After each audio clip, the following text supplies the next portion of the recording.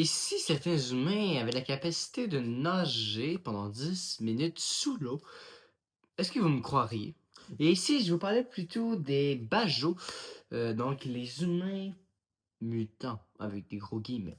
Donc, c'est nomade, donc c'est vraiment un peuple nomade qui évolue physiquement, donc leur corps est vraiment adapté à leur style de plongée parce qu'ils sont presque toujours dans l'eau, ils sont toujours dans l'eau, ils se promènent, ils nagent, sont habitués dès le très jeune âge à se baigner, à nager.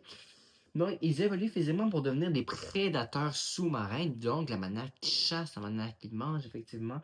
Donc, l'oxygène naturel. Donc, un détail qui tue, c'est 50%. En fait, leur rate est 50% plus grosse que celle de les humains normaux. Donc, moi, ma rate, puis comparée à celle-là, eux autres, ils ont 50% de plus. C'est énorme, 50%.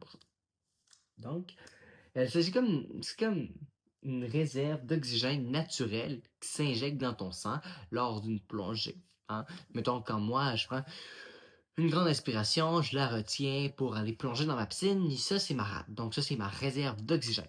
Mais eux autres, elle est 50% plus grosse que moi. Spécial, non? Après ça, l'info à retenir, c'est qu'ils peuvent chasser plus qu'à 60 mètres en dessous de profondeur et peuvent aussi retenir pendant 10 minutes leur respiration. Et ça, c'est juste pour une plongée. C'est vraiment assez spécial. En plus que pour eux, marcher sur Terre, c'est comme un petit peu donner le mal de tête. Spécial, non? Bref, un peu assez spécial, intéressant. Non.